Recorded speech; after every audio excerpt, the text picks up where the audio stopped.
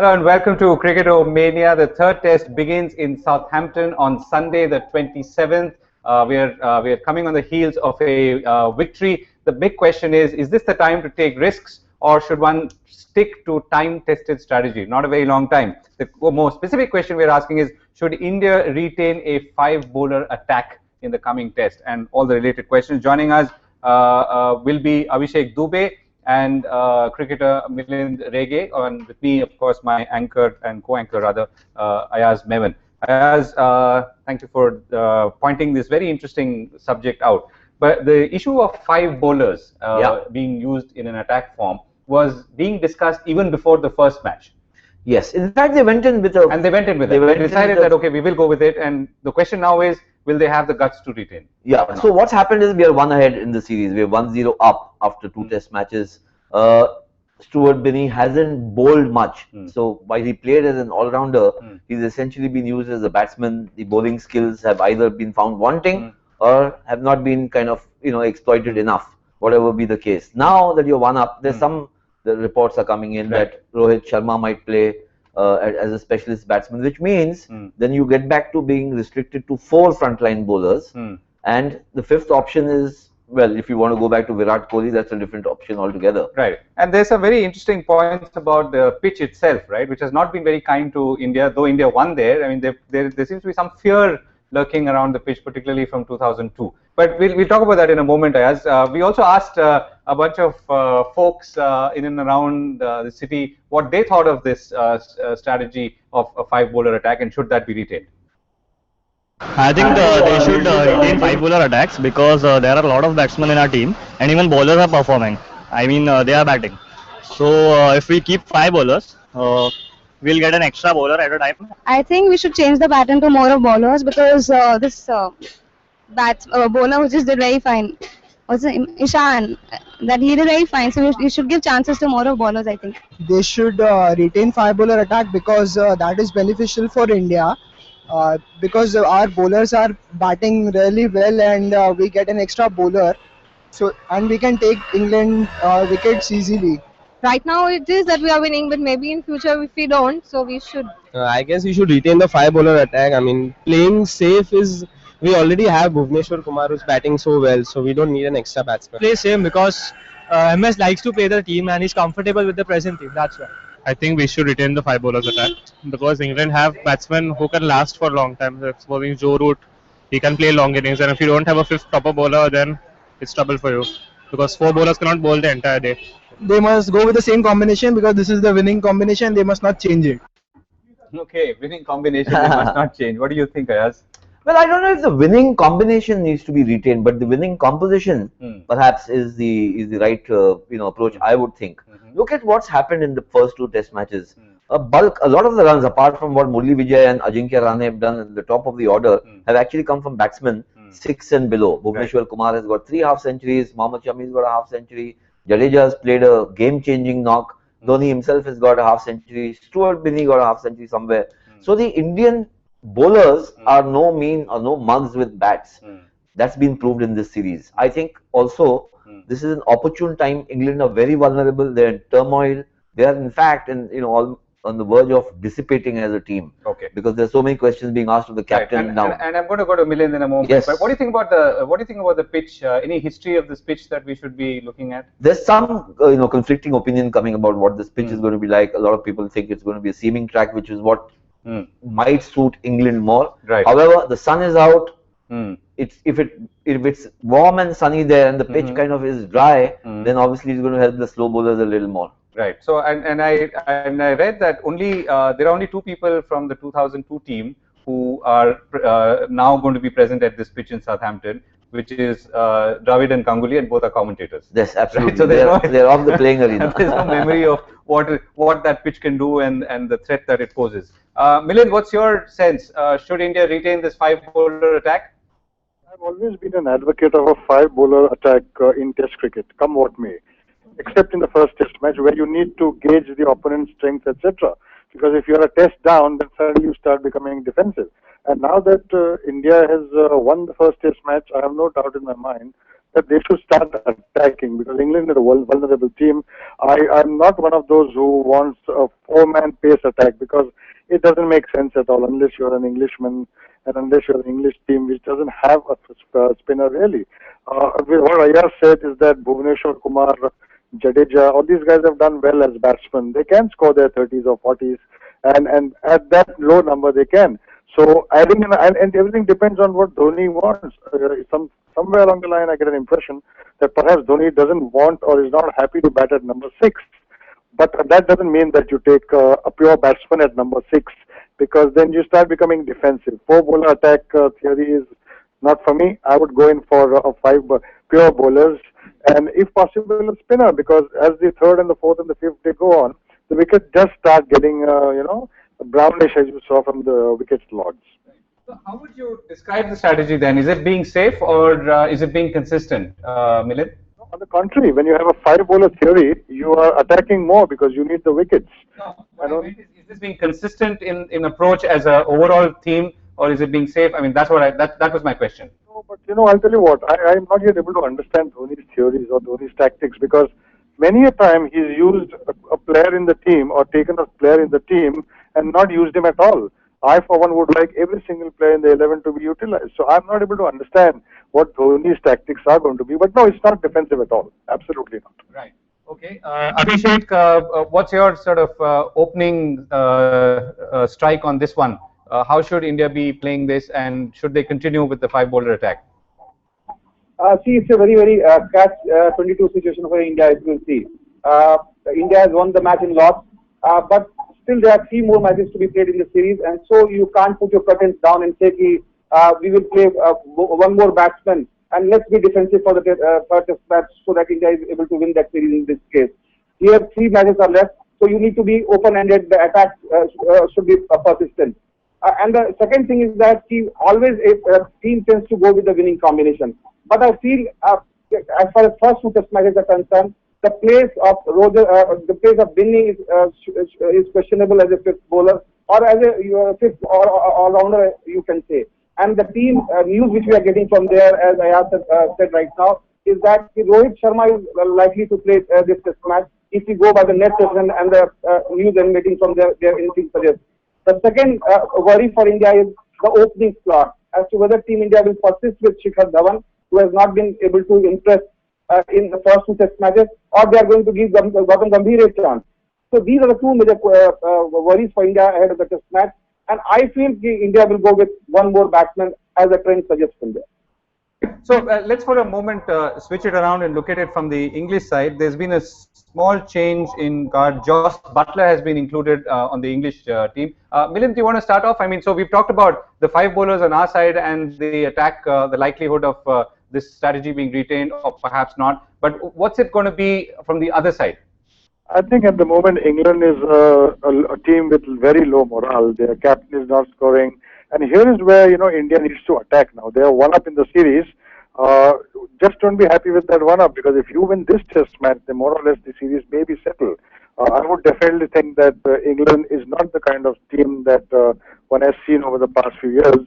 It's a demoralized team. The captain is not doing well. He's losing test matches, hasn't won a match for maybe 10 or 12 test matches as of now. And get into them, get stuck into them, and attack them. That's what I would definitely do. Now I don't think England bowling attack, except for maybe abroad, because when you saw Anderson bowling and the amount of balls that he kept consistently bowling outside the off stump, I'm surprised that their bowling coach or their head coach is not asking him to attack the batsman. So England at the moment is a demoralized side. I don't think they are one to give us a fight.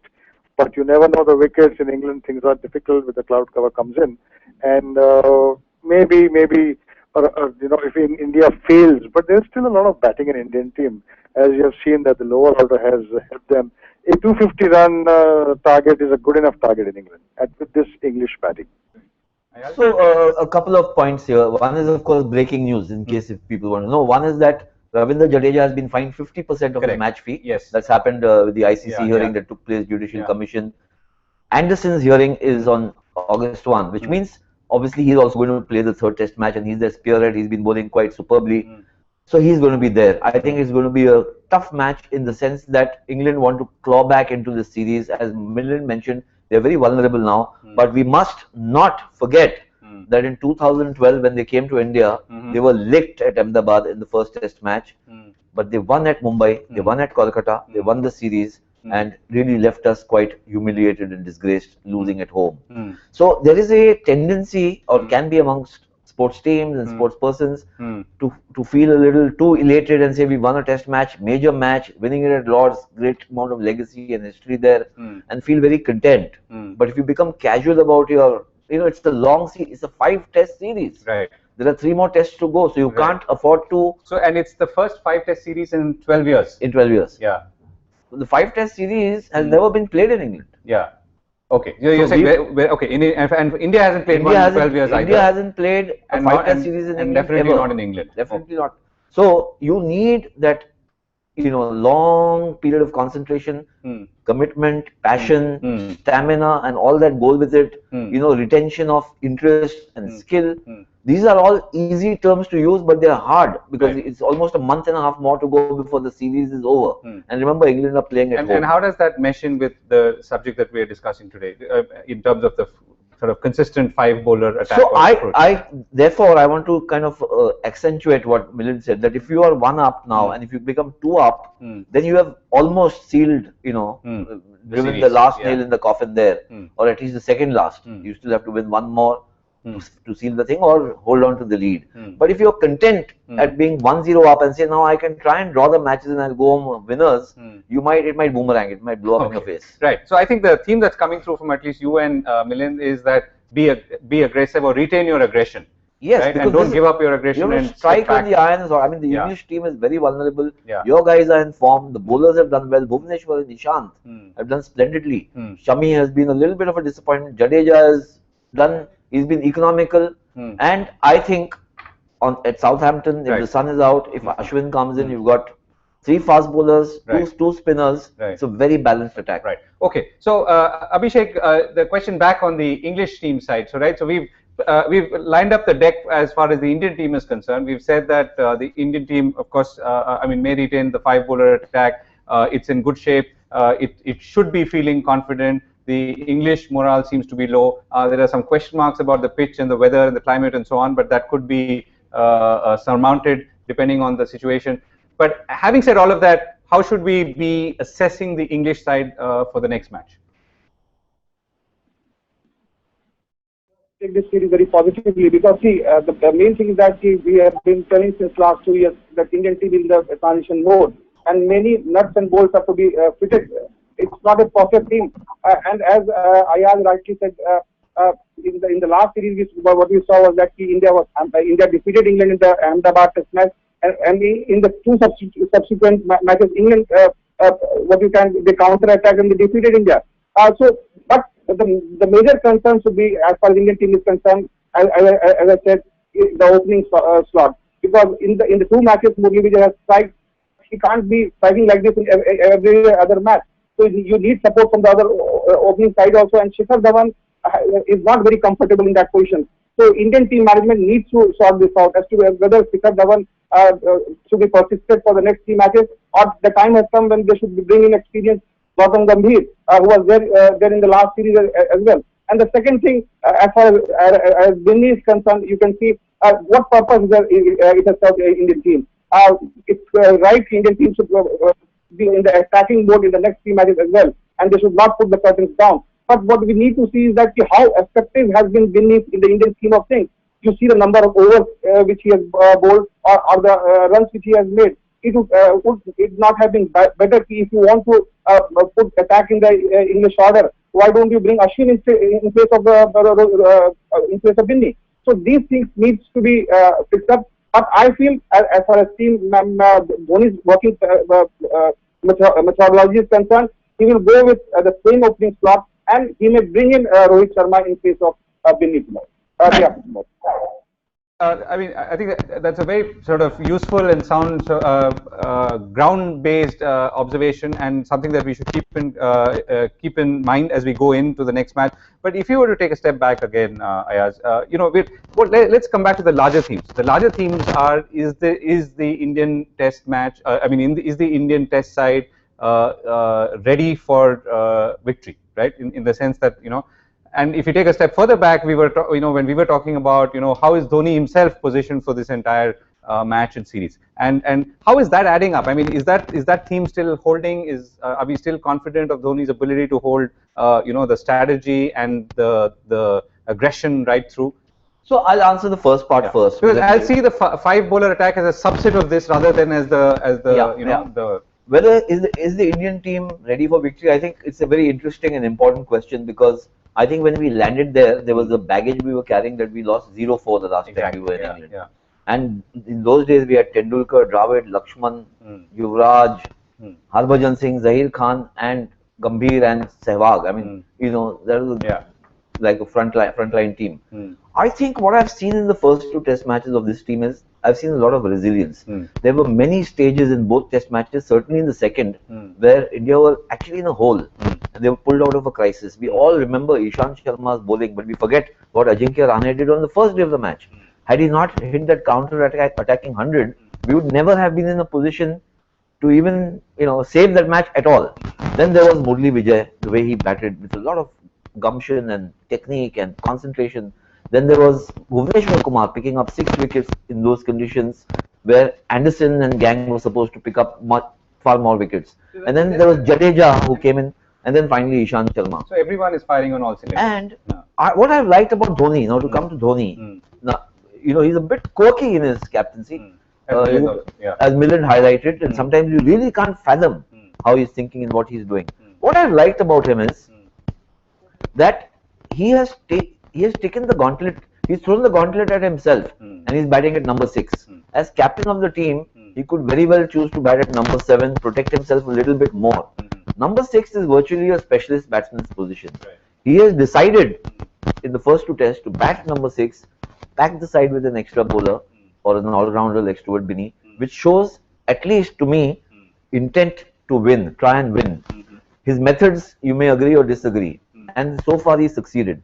If he now goes back to batting at number 7, then I would say that it is he's showing a defensive hand rather than an aggressive hand, which is what he should be doing now. Right. So, Milind, let me put the same theme to you. What's the larger theme that we are hoping will hold and sustain the Indian team through this series, particularly in the context of MS Dhoni and our expectations of him as we went into this series? When you look back upon Dhoni's captaincy, he doesn't seem to change a team very often. He goes by a winning combination. He doesn't make changes. He might make a change at all, if at all, in the third or the fourth test match. Also, we've got to remember that this is a 5-test series, and Ishant Sharma and Shami and Bhuvanesh Kumar by the fourth test match are going to be burnt out. So you need 5 bowlers, because these 2 spinners can take the brunt of the attack during the 4th or the 5th day as and when they feel. Now look at Dhoni, like Ayaz said, Dhoni is the kind of person who will accept the challenge now that he's one up.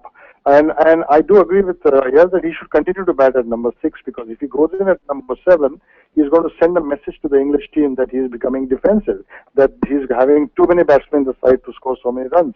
If you look at your batting order, 1, 2, 3 and 5 have scored the runs. Even if Shikhar Dhawan hasn't scored a big this thing, he's stroked his way to 20s and 30s. Pujara has stood there for long hours as vigil on the wicket.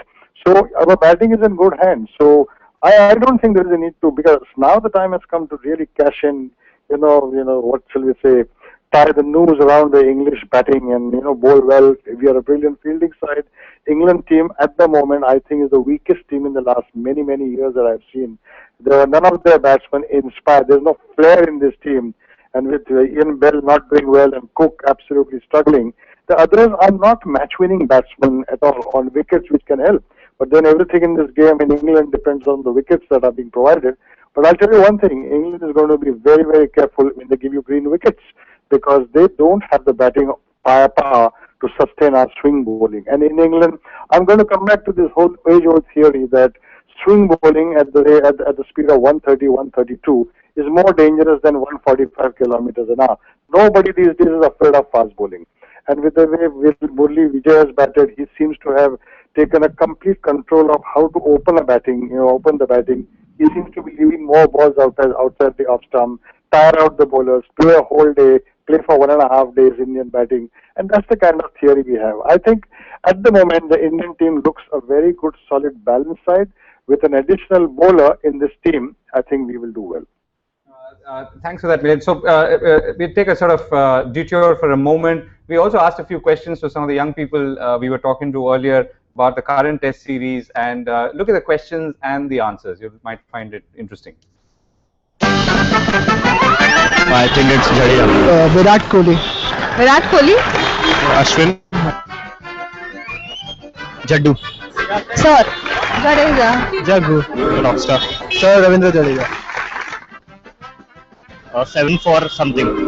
He picked up 7 wickets somewhere in India only. It's 7 for around 50, 60 something. I know the second inning score. It's 7 for 54. 7. 5. 7 wickets.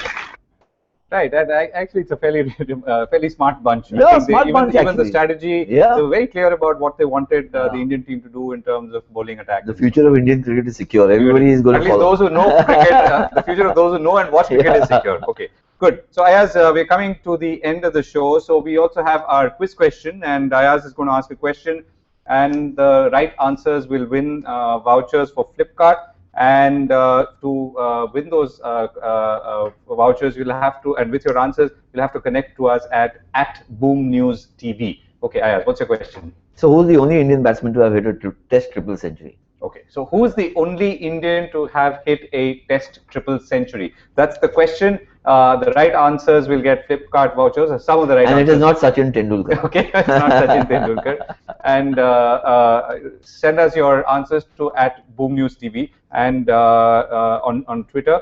And that's all we have time for. We've completely run out of time. Thank you very much, Milind, and thank you very much, Abhishek and Ayaz.